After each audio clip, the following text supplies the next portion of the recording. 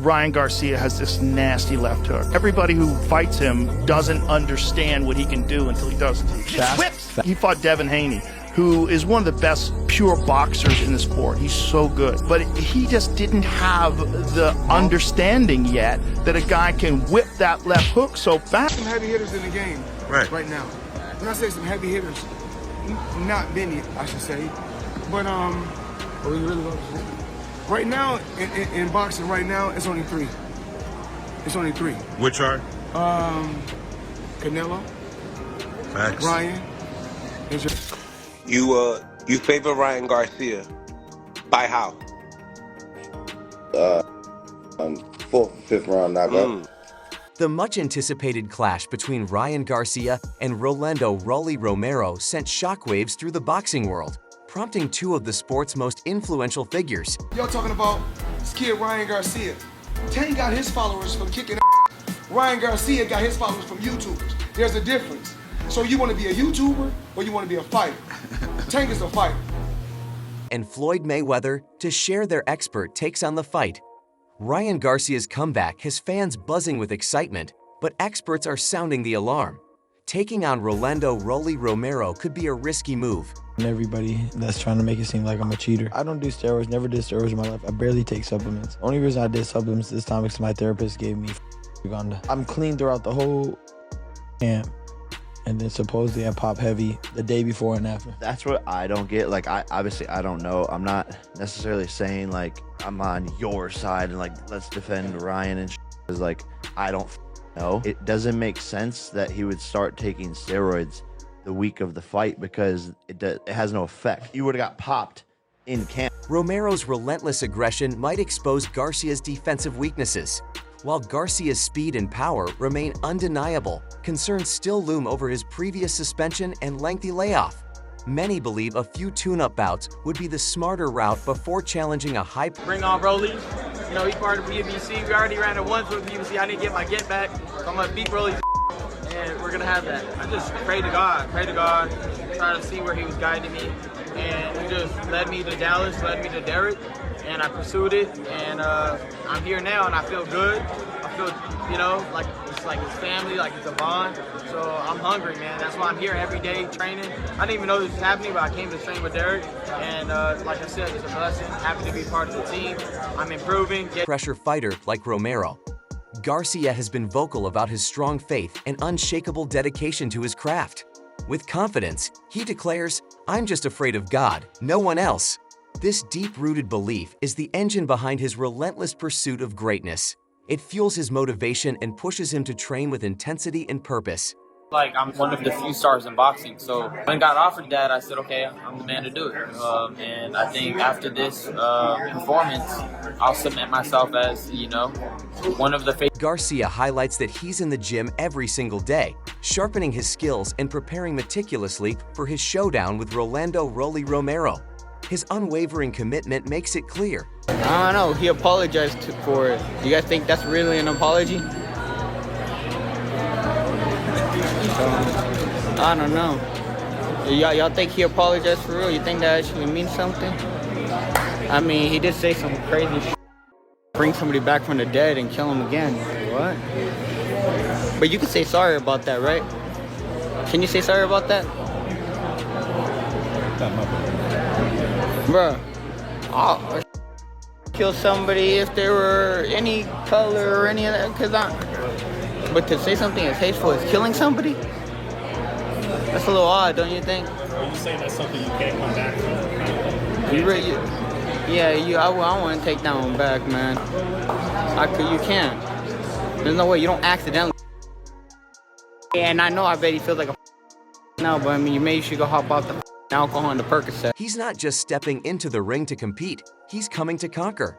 Ryan Garcia believes he's one of the biggest stars in boxing today, which is why he didn't hesitate to accept the fight with Rolando "Rolly" Romero.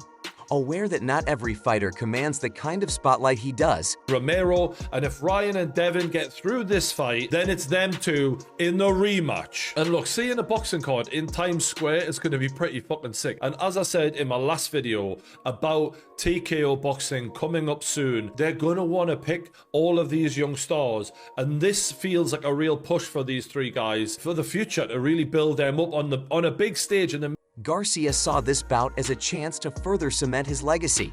He views himself as a major draw in the sport and understands that a clash with someone like Romero, known for his trash talk, Garcia, Devin Haney, and Teofimo, and they're going to do a show in the middle of Times Square. Yeah, putting Ryan on there is kind of smart. You know, that's right there. But then it's a solid match. Listen, Rolly and Ryan's an interesting fight because Rolly's hit or miss, bro. Rolly sometimes looks like where'd you find this guy off the corner, but sometimes he performs. There's a sparring session with Ryan and Rolly on YouTube where it looks like Rolly's doing pretty well in there. I'm curious about that fight. Rolly's back against the wall. He's got to perform. Everybody's curious about Ryan coming back. You got Devin Haney on the undercard against Ramirez. He's in court with Ryan. What happens if they cross paths at the weigh-in, even though they're not fighting each other? an aggressive in-ring style guarantees a high-profile, high-selling event. However, the build-up to the fight has been anything but friendly. After Garcia issued a public apology for past behavior, Romero outright dismissed it, claiming it was insincere and only made under pressure. Romero didn't stop there. And Garcia versus Rolly Romero is going to be a big event. And sadly, it may destroy Devin Haney's and Lomachenko's, destroy their numbers. People love knockouts. And you know Rolly Romero versus King Ryan Garcia, there's going to be a knockout. And either way, if Rolly Romero were to knock out Ryan Garcia, that would be hysterical. Ryan Garcia, he knocks out Rolly Romero, he becomes like this superhero. Because the whole Tony Weeks, Barroso thing, okay, the press conference would be crazy. Don't forget, Rolly Romero versus Gervonta Tank Davis, before the Ryan Garcia fight, that was his biggest fight. He made for the biggest pay-per-view draw for Gervonta Tank Davis. He's going to do the same. But don't forget, Gervonta Tank Davis, him versus King Ryan Garcia, did make history. He escalated tensions by accusing Garcia of using performance-enhancing drugs, a serious allegation that added fuel to an already intense rivalry.